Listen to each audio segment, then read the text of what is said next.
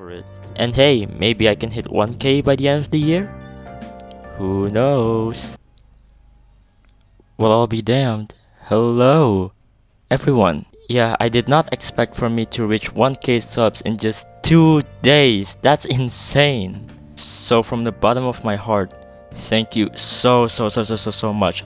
I never thought I'd reach this goal, especially in just 2 days. So let's try to hit 2k by the end of the year, come on. Also check out my other socials, I do stuff there sometimes.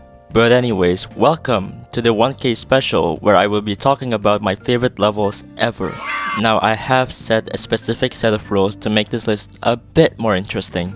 Rule number 1 is that I have to have already beat the level. With this way, I can also judge levels from a gameplay standpoint. Although, if you want to see a list without this restriction, let me know.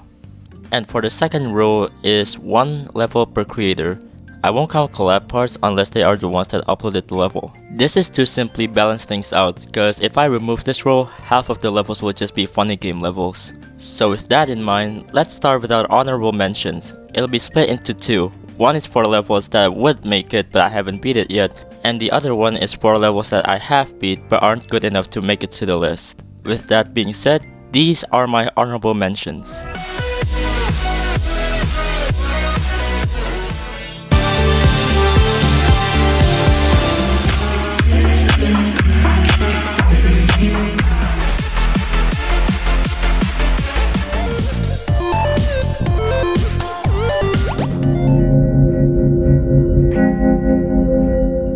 And with the honorable mentions done, let's start the list with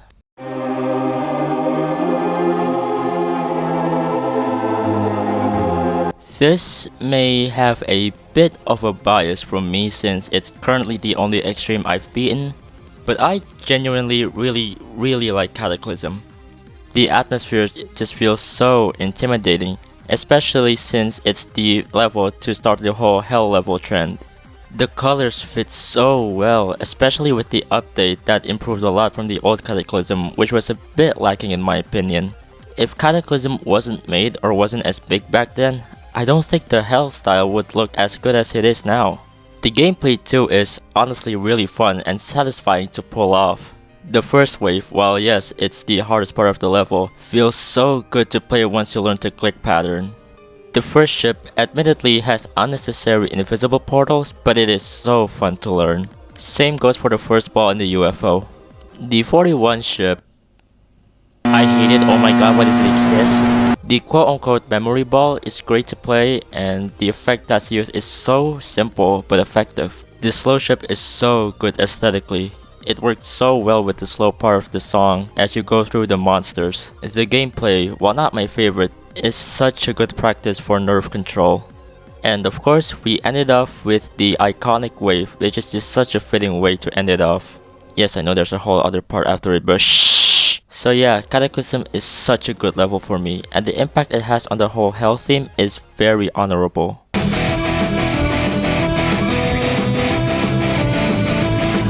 This level is something else honestly.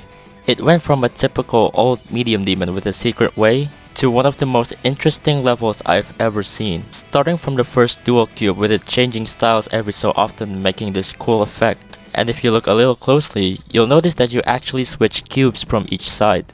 And the best part is, it doesn't mess with the gameplay so it works perfectly as intended. The wave is your typical wave, but what makes it interesting is that in order to make you hold or release longer for the gameplay, you actually teleport to a different lane. And it gives off this illusion that there's some sort of trickery going on, but it's your typical wave part. But then, there's the orb maze, one of the most visually mesmerizing parts to look at. The way the orbs move at the right speed just makes you want to go look everywhere on the screen. The only complaint I have is that gameplay wise, it's not that interesting. There's no obstacles besides the ones covering the top and the bottom, so all you need to do is survive long enough. The ship part, while being my least favorite, is still very cool with you changing gravity every time you teleport, so you have to coordinate what you're doing. But after that is one of the coolest parts ever, the cube corridor. The way you just teleport to the next gameplay just feels so cool, and the fact that you can see what's coming next on the top right of the screen is such a nice little detail.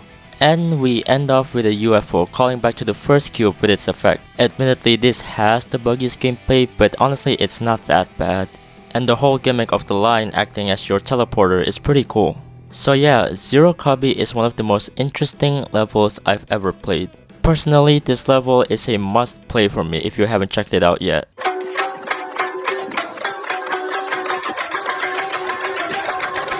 Call me whatever, call this level whatever, but I really love I Spy with my little eye. The way Voxicat expertly used the effects for this level is amazing. Having the eye from the first cube just staring at you intently creates such a good foreshadowing on what's to come next. And the way it inverts colors and just transitions into the ship just looks so cool. And then we get to the drop and you can just feel the intensity. The movement on the eye in the background looks so jittery yet so smooth, I love it. And the eyes in the block having in between frames to make it look like they're moving fast, it's such a nice touch. And of course I have to mention the flashy effects, which just helps amplify this intense atmosphere. The same can be said for the ball part afterwards. The spider part is so well executed, oh my god. I love the fact that the level just makes you lose vision to make the gameplay seem harder than it looks.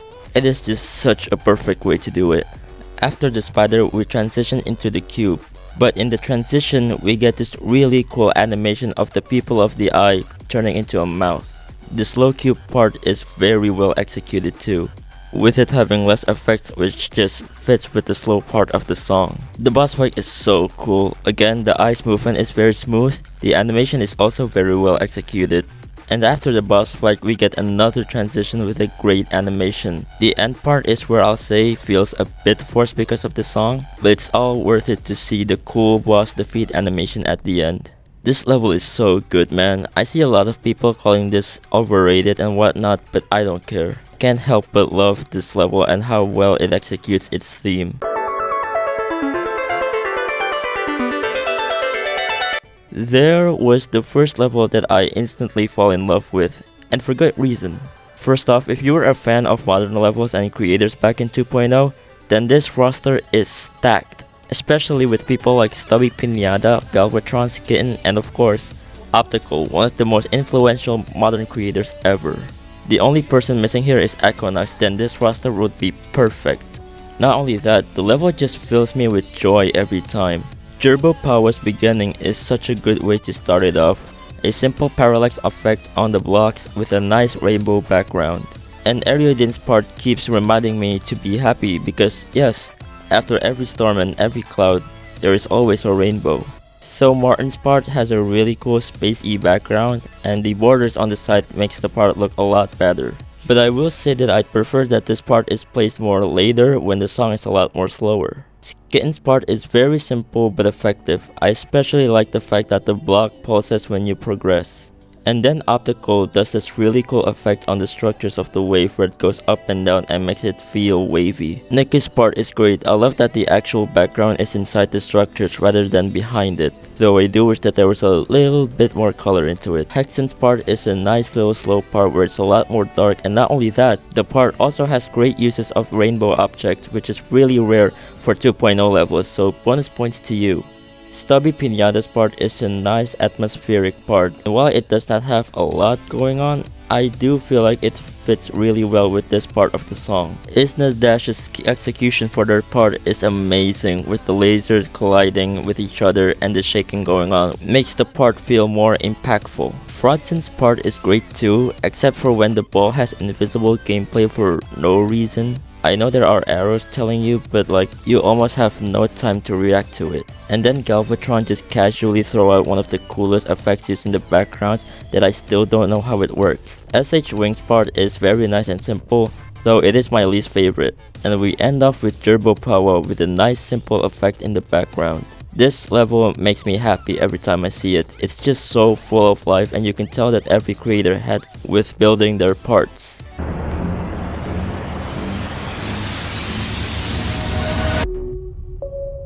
Echolocation is a level that makes me feel calm. The theming of echolocation being you can't see anything and you need to use your surroundings to your advantage just feels so melancholic. The beginning part being almost invisible with only a little light guiding you makes the part feel How do I say this? It makes the part feel safe, if you get what I mean. Like, it's very reassuring that despite you going through what you think is an invisible path, there is still a little light guiding you, giving you this glimmer of hope. The ship part after it, with it flashing specific text on the background that's related to vision, is so melancholic, just going through slowly, while the text in the background acting like the voices in your head. The wave part after that is so good. The simple block design and the nice little gradient background just fits so well aesthetically. The interlude going to the trap is so simple yet so effective, and Triax's name just going in just looks so smooth as well. But then, the drop kicks in. The drop just kicks you so hard, it's almost like Litview's level of kick.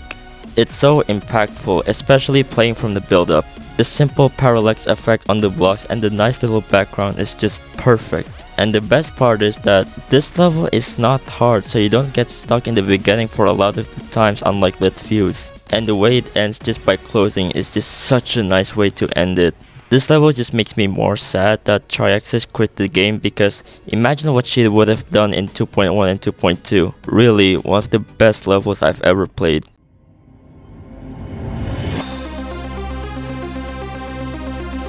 Speaking of Triaxis, let's talk about her collab with Zobros. Seeing Zobros, a legend, collab with Triaxis, one of the most beloved creators back then, is truly a sight to see. A sort of chilly themed level was very unique back in the day, and the way it's executed with the limitations back then is pretty good. And the neon decoration fitting in with the title of the song is a pretty nice touch. But the main attraction of Forsaken Neon is the unique gameplay. Zobros has always kind of felt like Kermal's older cousin, and that translates to the gameplay and the decoration. While the beginning cube is pretty typical with some orb memory, the ball is a lot more interesting with how it approaches the orb memory, because it actually gives you multiple ways to do it. The next wave, ship, and cube is pretty typical and feels really good to play, but the UFO after that feels so smooth to do once you get the click pattern. And the wave after that with the constant speed change just feels so cool to play. The next cube and UFO is pretty typical but feels nice to do. And the ship part after that is so fun to learn. Basically, you need to memorize on which platform to slide and which one to hover over. And then we get to the cube maze after it. Aesthetically, it's great. The way we start off dark and then slowly regaining visibility is so good. And learning the part takes some brain to do and feels satisfying to pull off. The wave maze is pretty cool too, and the way we just go into the block design effortlessly just feels so smooth, except for that it has a very confusing hitbox. And then we get to the last ball, which can be annoying to learn, but once you get it right, it feels satisfying to pull it off. And then after that, it's your typical ship part, although I will say it's my least favorite part of the level. This level is defined by one word: satisfying. Every single part feels so satisfying to pull off after you learn how it works, and it just feels so good to play.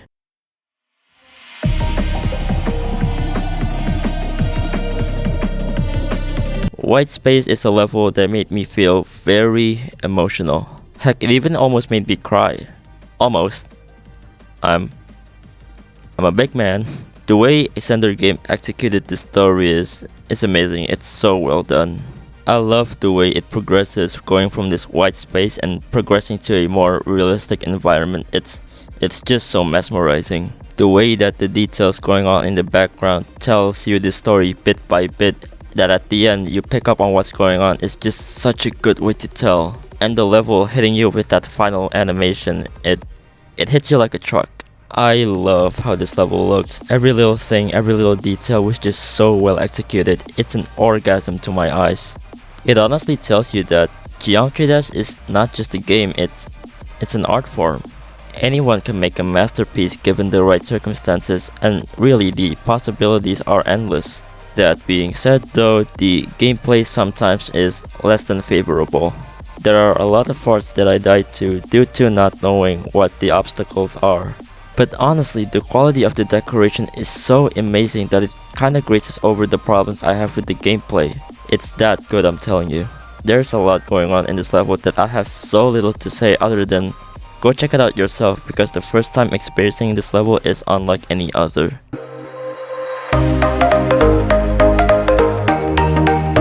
Windy landscape, baby, hell yeah. Oh, this level just flows through like water. spreads through like butter, smooth like cotton, glazes like... Sorry about that, but it feels so good to play, you gotta understand. Woogie is such a master at creating gameplay. A lot of the gameplay is deceivingly hard. For example, one of the early ships looks like it's going to be hell, but no, you can easily go through it. And the duel, oh, the duel is so satisfying. After learning where to jump and where to not jump, pulling it off is just an amazing feeling. Especially the duel ship where it again looks like hell, but all you really need to do is hold at the right time and you can just see your ship flowing through the part. And the parts after the duel is just, oh, you gotta experience it for yourself. Although I will say, the straight fly at the end, while not hard, is a big choke point for me. The decoration is great too. It feels so busy but not too cluttered that it looks messy. It's so good for a 1.9 level. I wish I have a lot more to say about Windy Landscape, but honestly, the reason I love it so much is because it's a really solid level. A definite must play.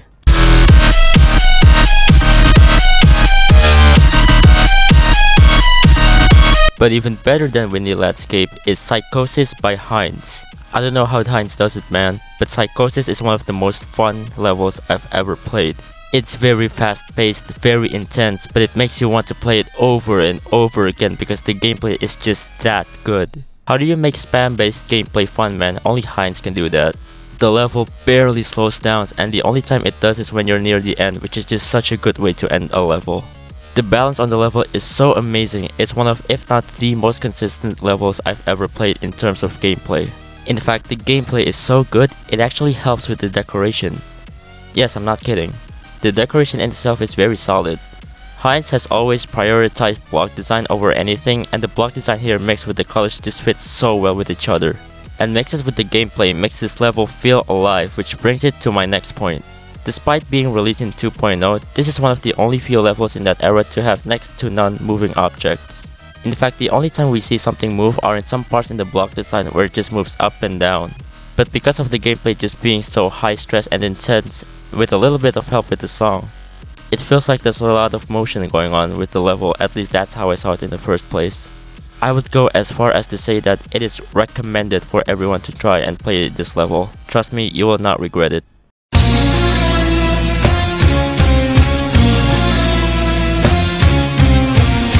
I wonder how many people expected this. Yeah, I know this is such a cliche pick for a lot of people, but it's a lot of players' favorite level, including mine, for a very good reason. It is a journey to play the level. Despite it being 3 minutes long, I can never get bored playing it from zero.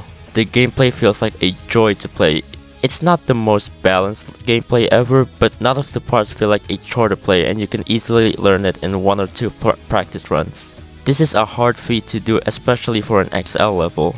The progression on this level is amazing. It feels like there's a story going on. The best part about this level is its decoration. My god, it's beautiful. It's so detailed for a 1.9 level. The effects are amazing as expected from Funny Game. The art is just beautiful, it is so well drawn. The fast parts feel insane and the slow parts feel suspenseful. And keep in mind, all of this is made back in 1.9. It is a level that is so ahead of its time that I feel confident to say that Death Moon is the Evangelion of Geometry Dash levels. And Funny Game is the MF Doom of Geometry Dash creators. You know that this level is a masterpiece, that whenever a remake is attempted to be made, everyone will be just like, nah. Because yeah, you cannot really replicate the magic of Death Moon, it is irreplaceable. Death Moon is a piece of art, heck, it's a masterpiece, nothing can replicate it, which is why it is my #1 favorite level of all time. Well, that's the end of the video. I'm ecstatic to see what are your guys' thoughts on my personal picks. Did you agree or disagree with some of the picks I made? And what are your favorite levels? Leave them in the comments below. Once again, thank you for 1k subs. It means a whole lot to me. I never thought I'd reach it very quickly. That's all I have to say for you guys. I'll see you all later. Bye bye.